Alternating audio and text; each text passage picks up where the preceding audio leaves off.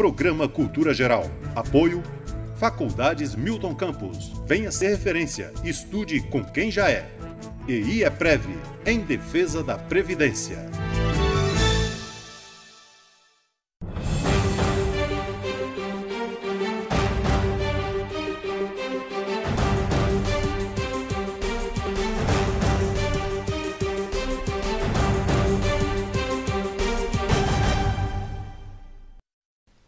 Muito boa tarde, começando agora mais um programa Cultura Geral, e hoje eu aqui vim até o meu entrevistado, o meu grande amigo, o professor Fábio Belo, me recebeu aqui na casa dele, sem nenhuma alusão aí ao leão, né? Mas a gente está fazendo hoje Cultura Geral em casa, e eu queria muito agradecer, principalmente aqui, o Jorginho, que se disponibilizou a vir aqui para fazer essa gravação, e o meu amigo Lucas, né, Alvarenga também, que está aqui nos bastidores.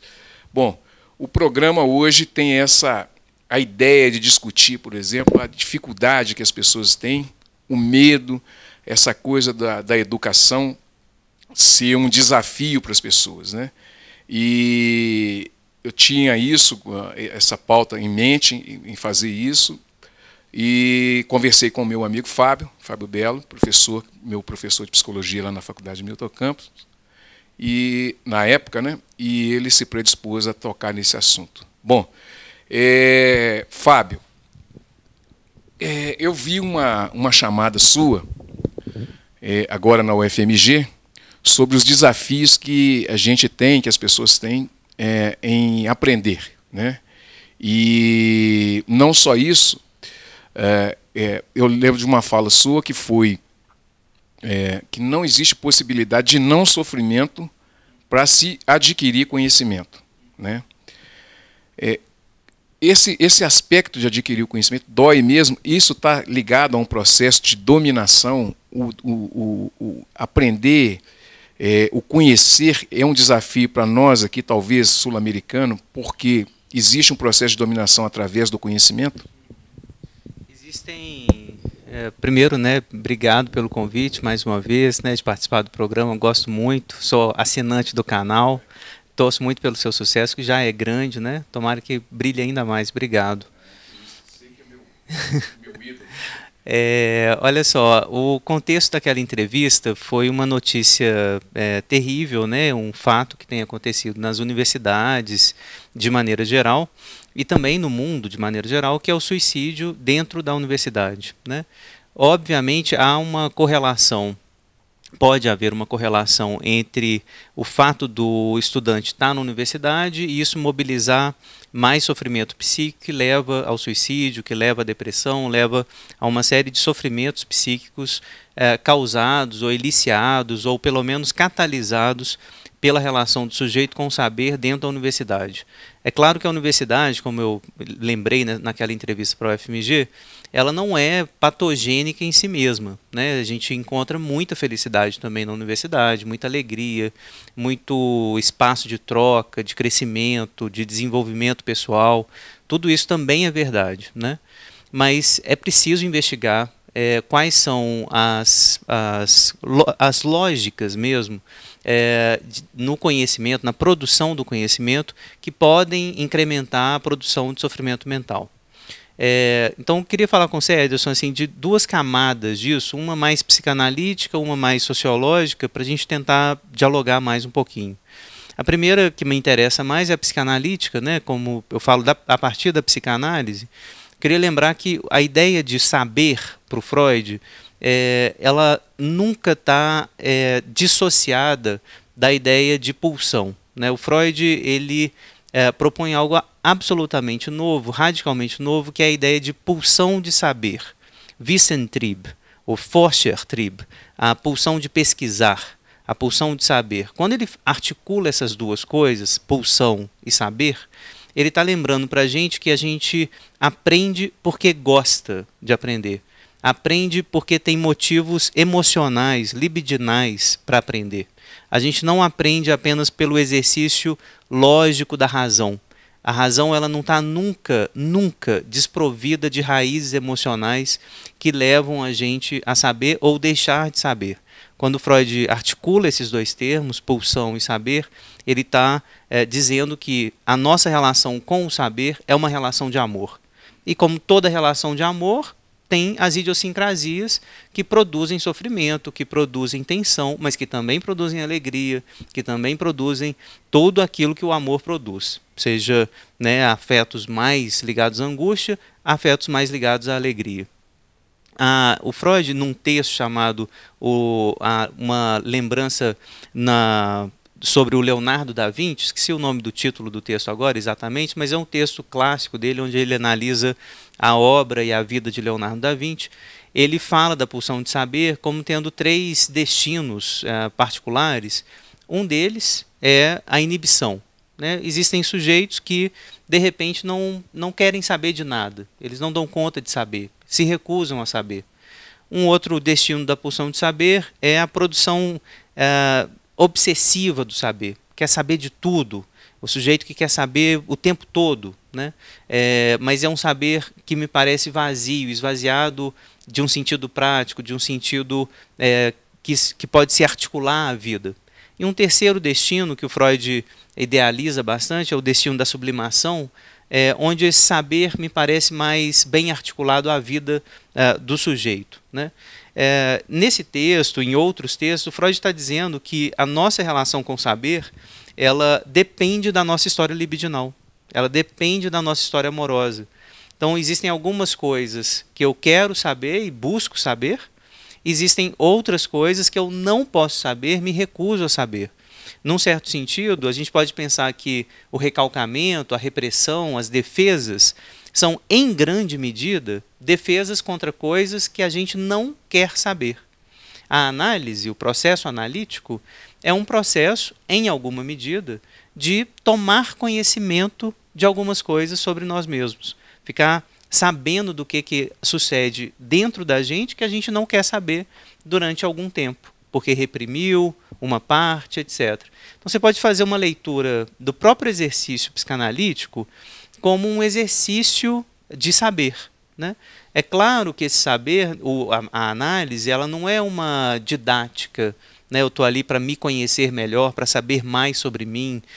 Não é só isso, porque esse saber, quando a gente se dá conta, né, de algum aspecto que a gente não queria saber da gente, esse saber ele nos modifica de fato, ele nos modifica emocionalmente também.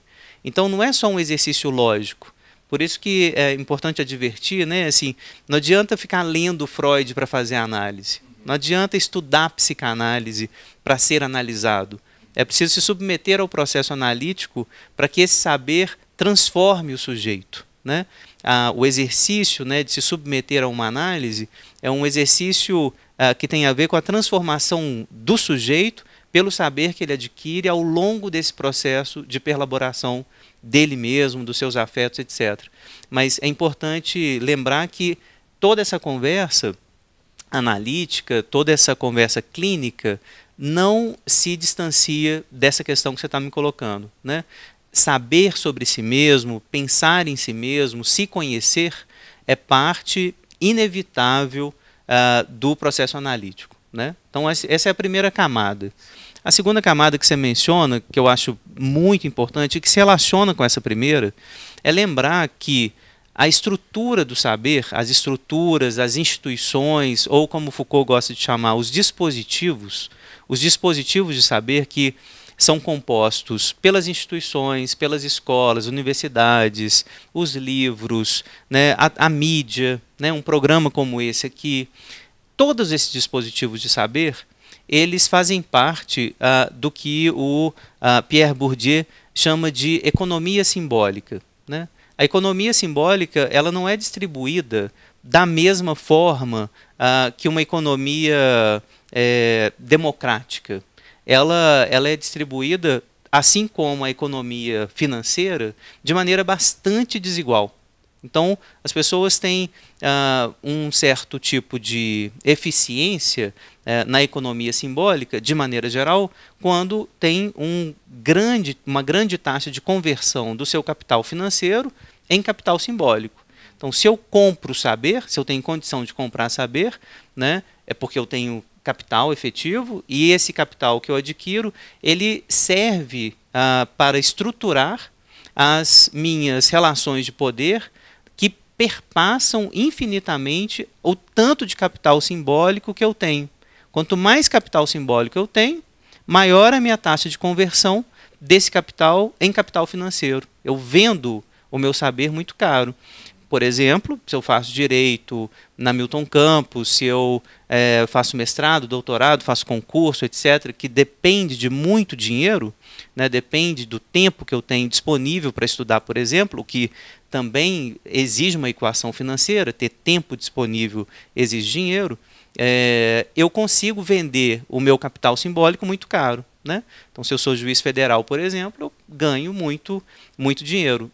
Idem para todas as profissões que são distribuídas dentro de um campo epistemológico, cujos saberes não se distribuem de forma igual. Então, no exemplo do campo jurídico é importante. Na psicologia, por exemplo, isso também vale, né? Se você tem psicólogos à margem desse campo epistemológico, né, que tem pouco acesso ao capital simbólico, então consegue fazer faculdade, consegue entrar na universidade, mas não consegue fazer uma taxa de conversão muito alta. Você tem analistas, né, na zona sul das grandes capitais brasileiras, por exemplo, que convertem esse capital simbólico em capital financeiro razoável, né? Então, esse capital se distribui de forma desigual. Essa é uma tese importante. E aí eu volto para a psicanálise para a gente pensar na sua questão, que é a questão do sofrimento mental aí. A estrutura desses dispositivos de saber vendem a lógica que basta você estudar, basta você entrar no dispositivo que você vai ter essa taxa de conversão garantida.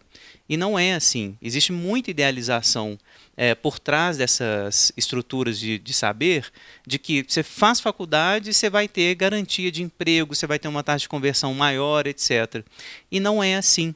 Não é assim porque o Bourdieu também mostrou num livro dele fundamental, chamado A Distinção, que não basta entrar na universidade, porque você tem toda uma rede social que estrutura as estruturas sociais, são redes estruturantes dessas estruturas sociais, que vão garantir a entrada do sujeito no mercado mais facilmente ou menos facilmente.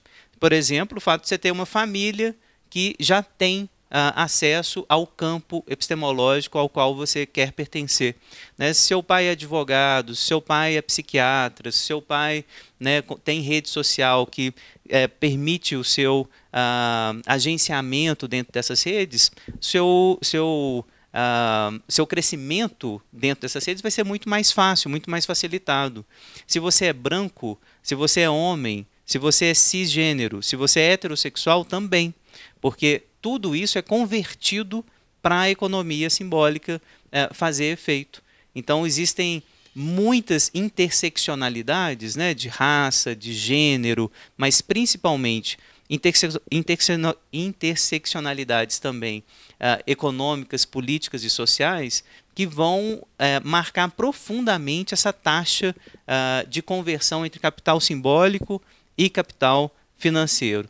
Tem um conto super interessante do Guimarães Rosa chamado Famigerado. Sim. Né? Você conhece o conto?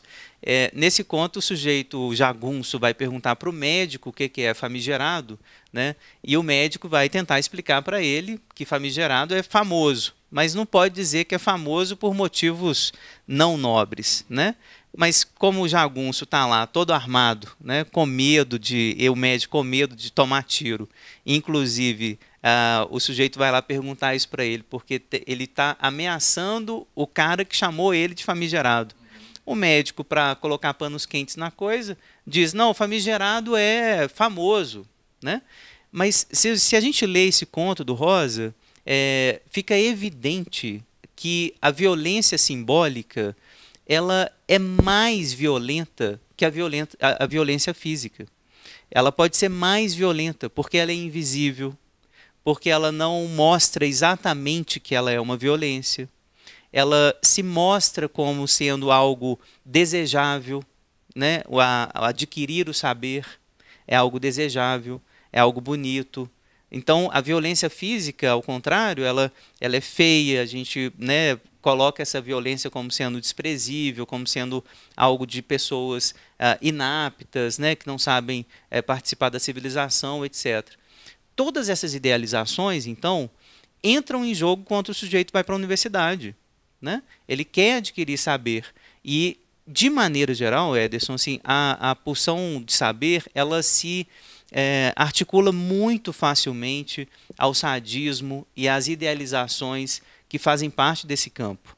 Então, se você pega a capacidade de leitura de alguém que tem, de novo, muito tempo para ler, né, o sujeito vai adquirir muito mais saber durante um certo espaço de tempo. Mas quando o sujeito vai fazer a faculdade à noite, né, quando ele é negro, quando ele não tem acesso a bibliotecas boas, quando ele é pobre, quando ele não tem condições de tempo de leitura, né, e se depara com esse ideal de leitura que a universidade coloca, essa idealização ela é sádica. Ela começa a se tornar sádica. O sujeito ele vai se deparar com o ideal, o professor vai chegar lá na frente pressupondo as condições iguais na mesma turma e vai dizer, olha, vocês têm que ler mais ou menos, né, 500 páginas por mês, né, a média da universidade, de uma boa universidade, é isso aí. Mas essa média de leitura, ela depende das suas condições sociais, políticas, né, ambientais. Às vezes você não tem um espaço de leitura que faça silêncio, que faça, que tenha paz, né? Então, é esse tipo de estruturação sociológica que vai se articular às estruturações libidinais do sujeito que vai produzir sofrimento quando a gente entra dentro desses dispositivos. Então, você tem duas fontes, né, de sofrimento que é muito importante. Uma mais sociológica mesmo, condições sociais específicas, políticas, para você realmente se colocar ali e estudar, que te idealizam, né, idealizam esse dispositivo, mas esse dispositivo não dá tudo o que ele promete, porque, na verdade, essa promessa é comprometida com outras redes de poder. E a outra fonte de sofrimento é o próprio saber, né, que o sujeito tenta adquirir, ele está atrelado a uma série de possibilidades que ele não controla. O tempo, né, enfim, as condições a partir das quais ele parte como sujeito de conhecimento, né? Ele não dá conta de controlar essas condições todas. Fábio, outra pergunta que eu queria fazer para você é o seguinte: onde entra a meritocracia, entra o sistema de cotas, e o que está estruturado para que isso funcione e da forma que funcione? E tem um detalhe também, assim, uma pergunta também em cima dessa. Por que as pessoas têm necessidade de entrar para uma faculdade e sair dela o mais rápido possível, né? Uma frase que você ouve muito no meio acadêmico: coisa ruim você tem que acabar depressa, né? Então, assim, primeiro, meritocracia e cotas. Como é que a gente trabalha isso nesse campo de poder, de dominação, dentro da questão econômica também, e essa outra questão, que é de sumir logo, né? Vamos formar logo com isso. A pergunta é ótima, porque ela toca no ponto exatamente do desmascaramento que o Bourdieu tanto quer, né? Essa ideia da meritocracia, que tem a ver com a ideia de que o conhecimento diz respeito apenas à capacidade individual do sujeito de adquirir o conhecimento, né? A gente precisa desmascarar essa naturalização da aquisição de saber, né? A aquisição de saber não é algo apenas natural, né, apenas individual, que diz das minhas capacidades cerebrais, por assim dizer, ou das minhas capacidades individuais, né, que passam pelo meu cérebro, funcionamento do meu cérebro, etc. Não é isso, né? É óbvio que isso está em questão, o indivíduo está em questão, mas o que está em questão efetivamente na aquisição do saber tem a ver com os dispositivos, como o Bourdieu vai mostrar, sociais aos quais eu pertenço, ou sob os quais eu estou dominado, né? Então, a meritocracia, ela vende o discurso de eu vou adquirir o saber se eu fizer um esforço pessoal, se eu tiver vontade própria, né? Mas se a gente for honesto, intelectualmente honesto, e querer comparar, né, a vida de uma criança que vê o pai sendo assassinado, a mãe usando droga, vivendo numa condição ambiental cheia de barulho, de violência, com pouca comida, com comida contada, com pouco acesso a tempo livre, a espaços de brincar, a brinquedos, a jogos, a mídia que dá para ela informações full time, o tempo todo, e comparar essa criança com uma outra criança que tem adultos responsáveis e estáveis, dando apoio para ele nas tarefas todos os dias, aula de inglês todo dia, aula de francês desde os 7, 8 anos de idade, acesso a esporte de qualidade toda semana, adultos que conversam e transmitem nessas conversas conteúdos simbólicos complexos, como conversa sobre política, conversa sobre religião, sobre o que é o mundo, o que é a vida. Se a gente compara essas duas crianças, torna-se, se nós fôssemos intelectualmente honestos, né, torna-se impossível sustentar a ideia de meritocracia. Né? É cínico e cruel, né, manter o argumento da meritocracia na medida em que essas condições de possibilidade, condições de início da aquisição do saber, né, da instalação daquilo que o Freud vai chamar de pulsão de saber, as condições de possibilidade da instalação disso são absolutamente desiguais. Sendo absolutamente desiguais, não cabe colocar essas duas crianças nas mesmas condições de luta. As condições de luta são absolutamente desiguais desde o início. Falar em mérito é fazer um corte cínico, metonímico, daquilo que é a relação entre o sujeito e o saber. A metonímia, ela é verdadeira. Eu preciso de força de vontade para aprender. Isso é verdade. Mas essa força de vontade se instala dentro do dispositivo nas estruturas estruturantes e estruturadas da aquisição do saber. A minha força de vontade ela não se dá num vácuo político. Ela não se dá num vácuo libidinal. Não existe vácuo político libidinal para aquisição de saber. Portanto, colocar todo o peso na minha vontade de saber, na minha força de vontade, de concentração, de memória, me parece não só cínico, como sádico, como violento. Num país racista como o nosso, né, essas condições de possibilidade radicalmente desiguais, inferiores, terrivelmente difíceis para a aquisição do saber, para a instalação da pulsão de saber, ela incide, essas condições de possibilidade, elas incidem mais pesadamente sobre negras e negros, que, historicamente, são radicalmente isolados desses dispositivos de aquisição de saber. Né? São isolados, são rechaçados, não são reconhecidos como sujeitos de saber, sujeitos aptos a saber.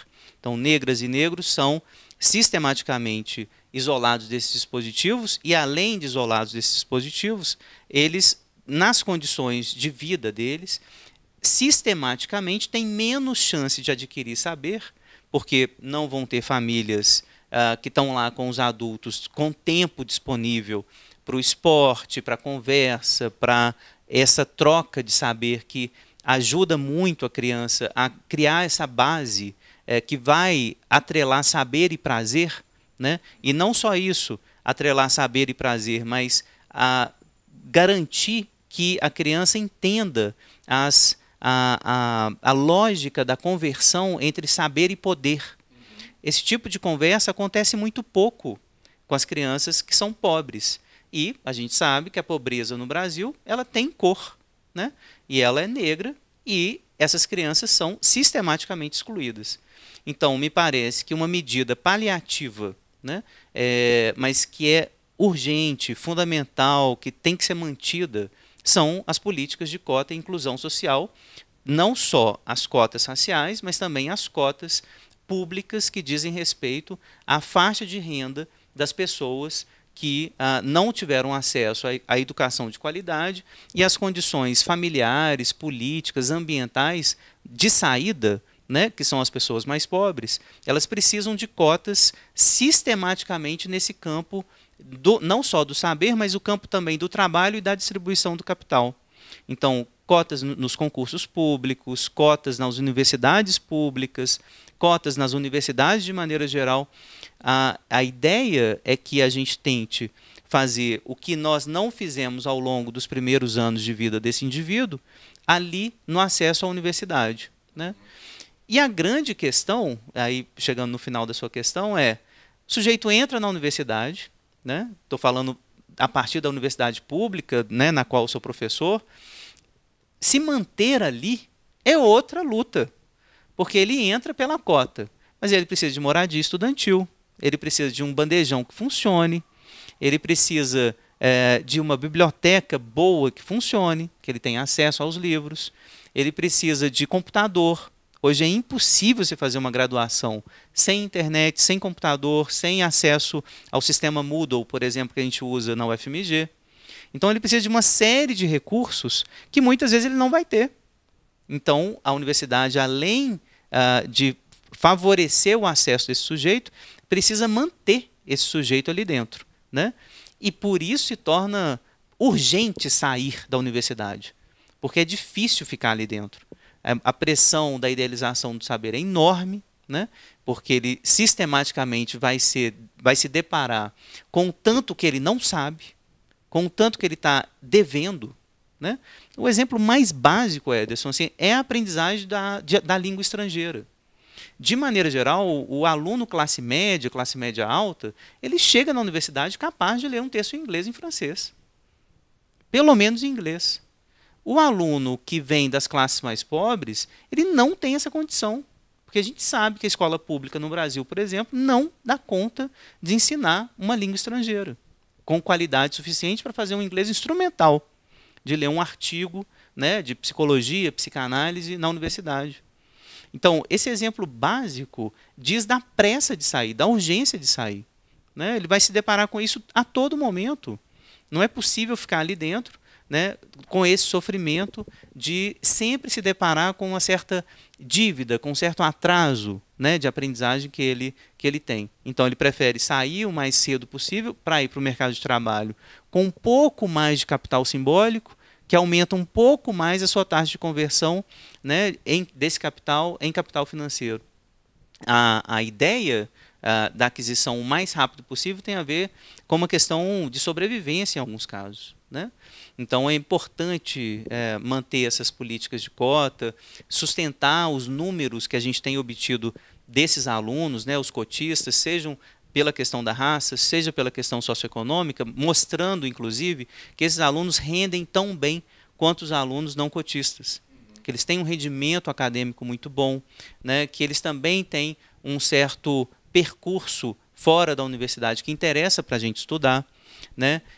A gente tem visto nas pesquisas que o fato de ter acessado a universidade muda radicalmente as condições de empoderamento das pessoas, não só das pessoas que estão agora, né, com esse capital adquirido, mas também os seus familiares, as pessoas que estão ali próximas a ele. Então a gente precisa de estudos para mostrar isso. Assim, isso a gente já consegue mostrar. A ideia é adquirir o capital simbólico e favorecer esse poder de entrar ali, né? Muito bem.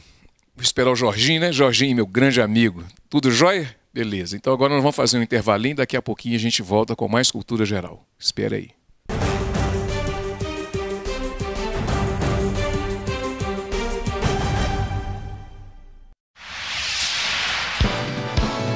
Canal Cidadão, Nova Lima e você.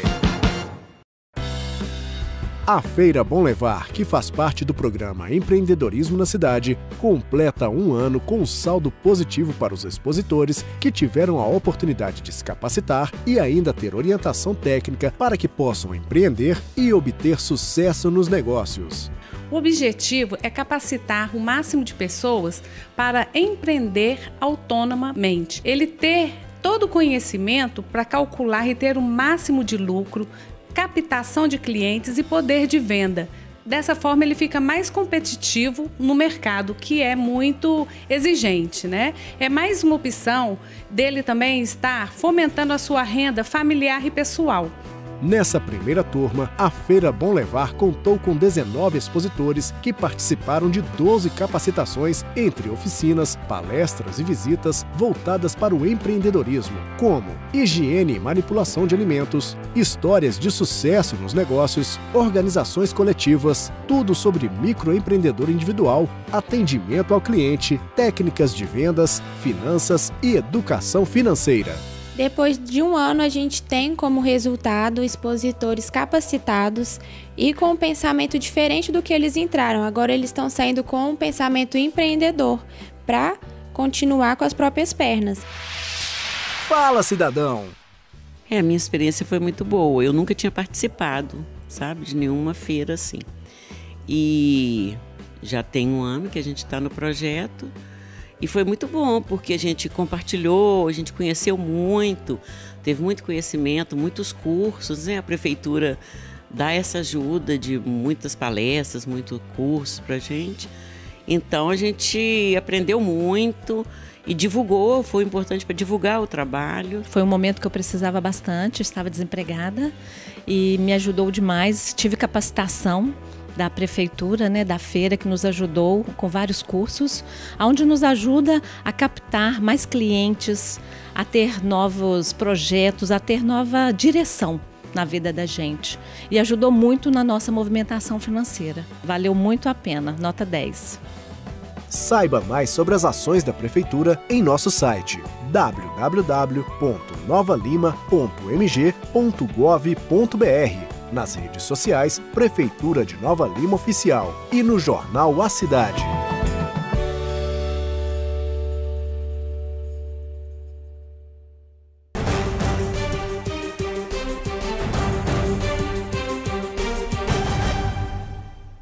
Bom, voltando agora com o programa Cultura Geral, o Fábio, eu queria te perguntar, tem uma questão que está eminente aí, que é a questão da violência, né?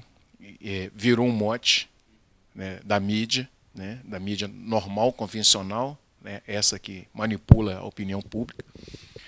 Então, vender a violência é também uma forma de dominação, né?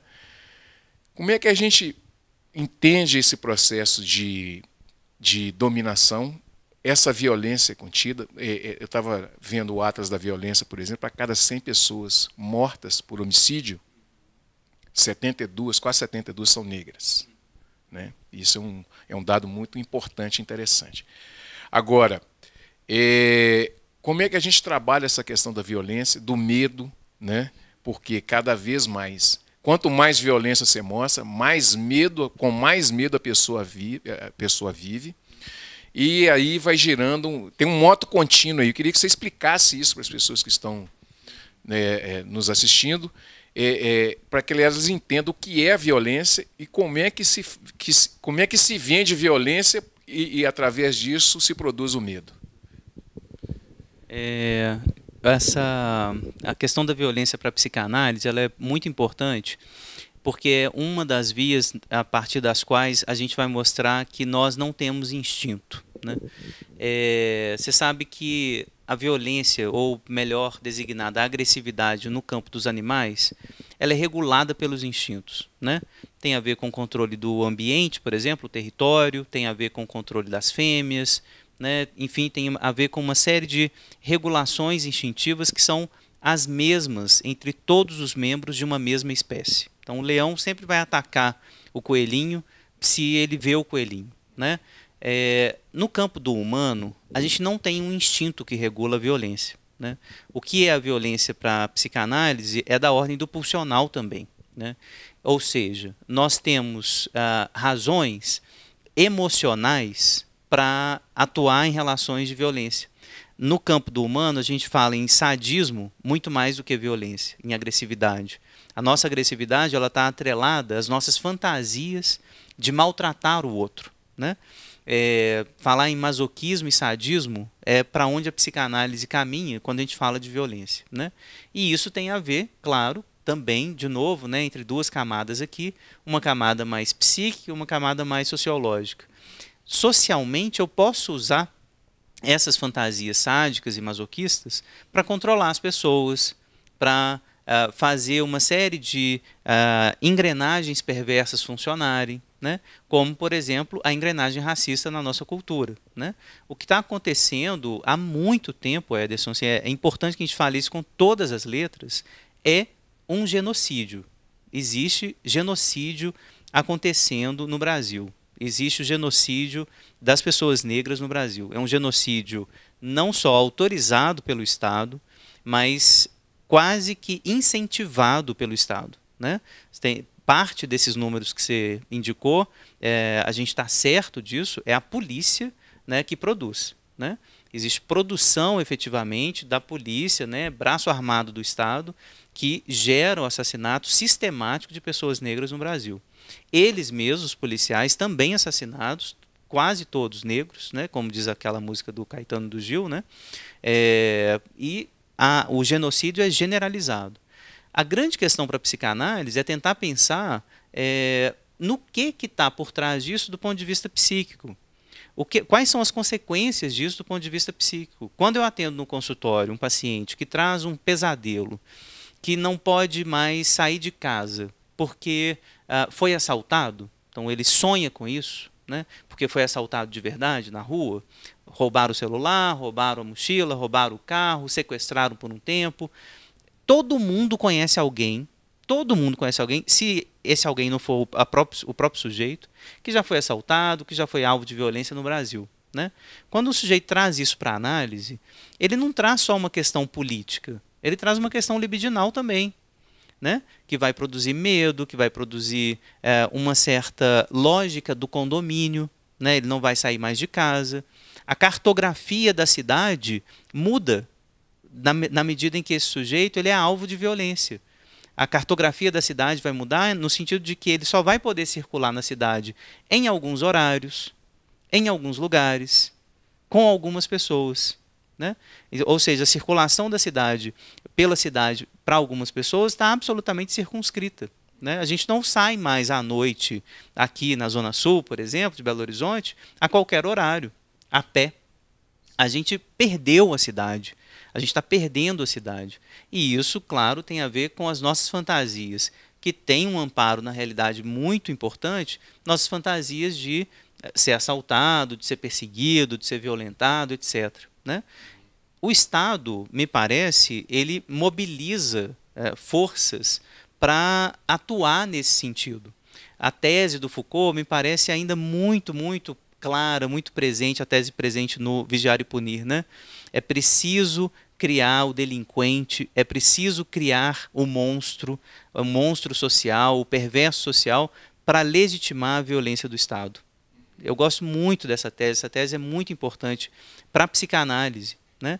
A ideia de que existe um monstro social, um criminoso, que vai fazer com que eu legitime a força violenta do Estado, né? Que vai proteger, evidentemente, os interesses, né, da propriedade privada, daqueles que obtêm e têm o poder, né?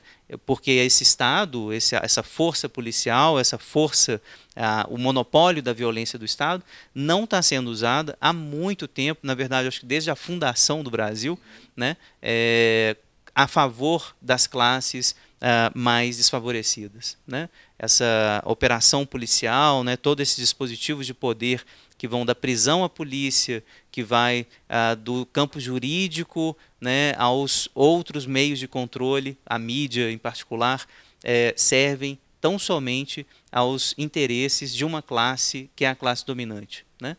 E isso vai aparecer do ponto de vista psíquico também, né? Aparecem as depressões, aparecem as síndromes do pânico, aparece uma angústia generalizada. Tudo isso pode ser capitalizado, Ederson.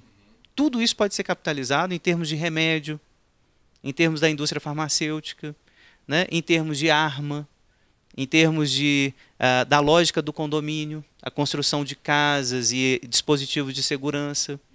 Então, capitalizar o medo é absolutamente possível, né? Produzir mais medo me parece uma estratégia muito interessante do capital, né? E com dados concretos. A gente não está falando só de fantasia. Eu insisto, todo mundo aqui nessa sala conhece ou já foi assaltado. Conhece alguém que foi ou já foi. Dos pequenos assaltos à violência mais pesada. Conhece um amigo que já foi morto. Né?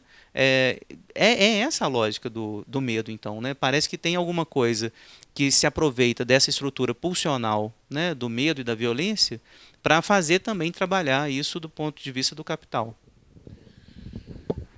Fábio, para a gente encerrar, a gente está vivendo um momento de pulsão de morte. Esse é um momento que a gente tem vivido no mundo. A gente tem visto aí situações na América do Norte, na Europa, na América Latina, com esse processo de dominação, dessa retomada, né, dos meios de produção e tudo, dessa forma de Estado mais, vamos dizer, um Estado mais conservador, um Estado mais menos plural, vamos dizer assim, acho que fica melhor.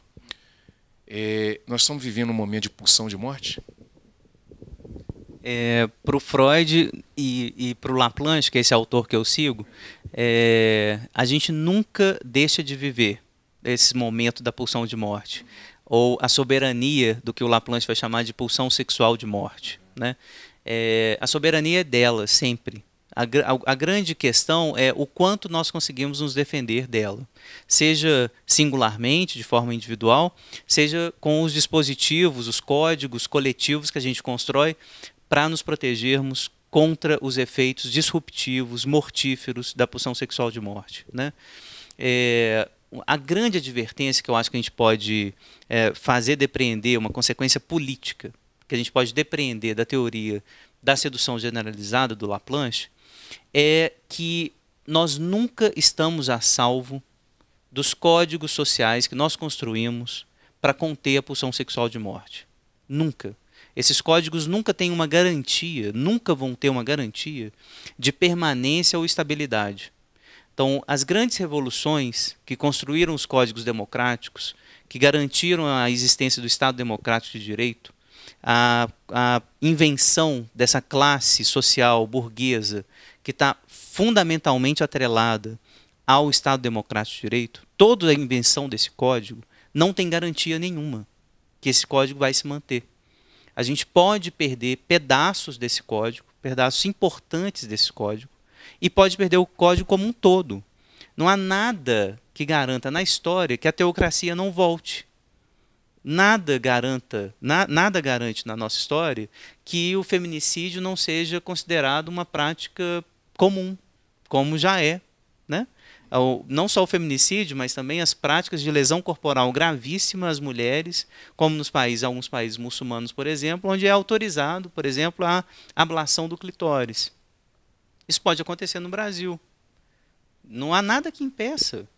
Não há nada que impeça que um código que não tem nem 70 anos que foi revisado, um código civil, que impeça que uma mulher possa ser assassinada para lavar a honra, honrar a honra do marido traído. Nada impede, nada. A grande questão para o Laplanche é lembrar da transitoriedade e da contingência que é esse código. Né? O código social, individual, que faz proteção, que contém a pulsão sexual de morte. O Laplanche tem um texto muito bonito no livro dele chamado A Revolução Copernicana Inacabada, no qual ele comenta, num debate com Foucault, sobre a pena de morte. Né? E ele vai argumentar que não vale a pena a gente apostar na pena de morte como uma resposta do Estado. Né? E ele vai fazer um argumento super interessante, Edson, que é o seguinte: a pena de morte é mostrar, do ponto de vista do Estado, que matar vale a pena, que é excitante, que há uma excitação que a gente não quer admitir em matar o outro, que isso é excitante, isso é gostoso, isso gera prazer, que isso não está na ordem do instinto. Matar, violentar o outro não é instintivo para a gente. Entra nos usos dos prazeres que o sujeito pode ter.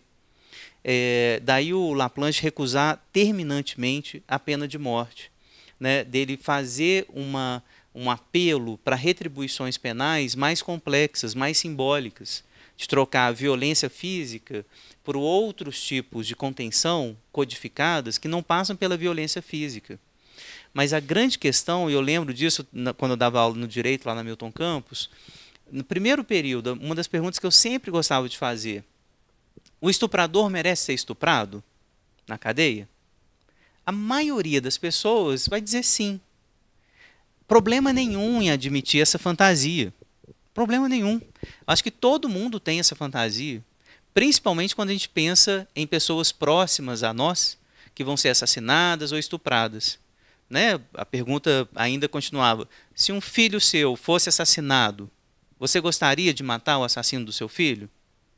Perguntas assim, ad personam, né? Assim, pessoais, que vão falar do seu afeto pessoal, elas produzem fantasias muito rápido. Fantasias de assassinato, fantasias de estupro, que nós temos. Então, nós autorizamos o estupro do estuprador na cadeia. Nós desejamos isso. Nós não vamos hesitar em comemorar o estupro do estuprador na cadeia. Porque nós temos fantasias sádicas que a gente tem que admitir, mas que tem que fazer frente a essas fantasias para que esse pacto social não se estabeleça. A gente pode estuprar quem a gente quiser, ou a gente pode matar quem a gente quiser. É conter esse desejo. Esse desejo é legítimo, é isso que o Freud vai dizer. É um desejo que vai aparecer em quase todo mundo. O desejo de matar os nossos inimigos, estuprar quem estuprou quem a gente amava. São desejos legítimos que fazem parte do pulsional, né? Agora, dar vazão a esse desejo é outra história. Então, o que a gente tem que fazer é conter esse tipo de desejo, não deixar ele andar. E para fazer esse tipo de contenção, é muito importante conversar. Né? Um programa como esse aqui, ele transmite o código, a gente vai fazendo de novo o pacto social, na medida em que esse pacto é só uma aposta. Ele é uma aposta porque ele é contingente, ele pode se perder. Lembrar que esse pacto pode se perder a qualquer momento, na verdade, que a gente já tem perdido esse pacto, né, sistematicamente, com os negros, as negras, os homossexuais, né, as minorias. A gente está perdendo esse pacto. Na verdade, a gente nunca chegou. O pacto burguês, de fato, da Revolução Francesa, das revoluções burguesas, nunca chegaram. Esses pactos nunca chegaram, né, a essas minorias. E quando a gente sofre a eleição de um Trump, né, a gente sofre a ameaça de uma eleição como o Bolsonaro, né, a gente está efetivamente colocando em risco esse pacto que é fragilíssimo já. Então, a direita conservadora, a direita fascista, né, que tem ganhado muito espaço, né, nessas últimas eleições, nesses últimos tempos, né, é muito importante tomar cuidado, né, porque nós podemos efetivamente perder o que a gente constrói, perder o que a gente já construiu em termos de Estado Democrático de Direito. Não há nenhuma garantia.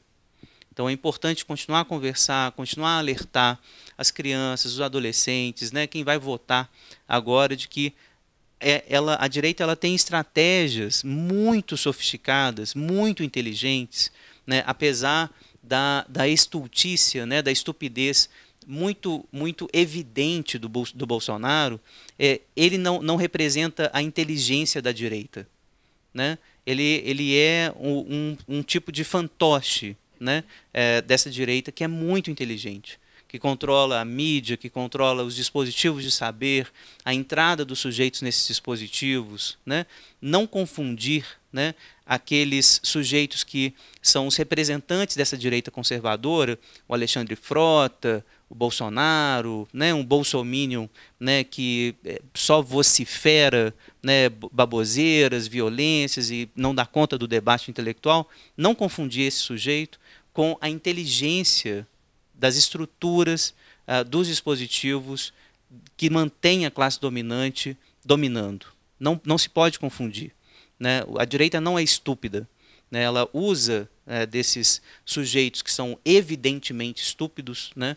Mas ela mesma, a direita, ela não é estúpida. E ela, mais do que nenhuma outra classe, sabe operar com a pulsão sexual de morte. É a direita que vai propor castração química. É a direita que vai propor pena de morte. É a direita que vai propor mais polícia, mais assassinato, mais violência. Ela usa dessa sedução porque sabe do apelo inconsciente que essas fantasias têm na maioria das pessoas.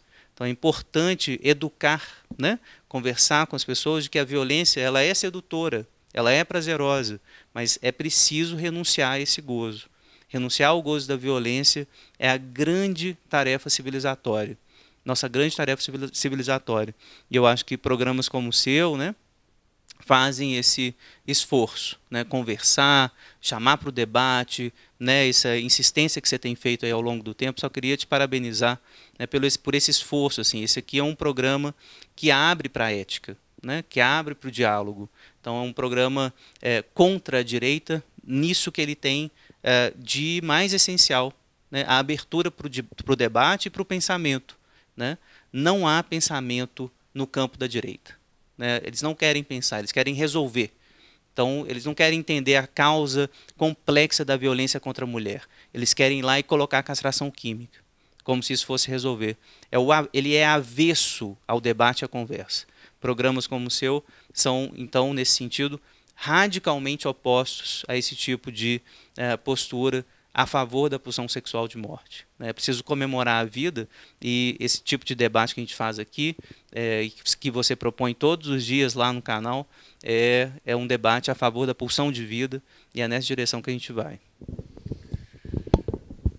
Muito bem. Chegamos ao final aí do programa Cultura Geral. Né? Eu não sei quanto tempo que a gente tem ainda, tem muito tempo ainda? Acabou, né? Então chegamos ao final aí do programa Cultura Geral, e vou ficar aí aguardando uma outra oportunidade para a gente poder bater esse papo aqui com o meu grande amigo Fábio Belo. Grande abraço e até amanhã, se Deus quiser, com mais Cultura Geral.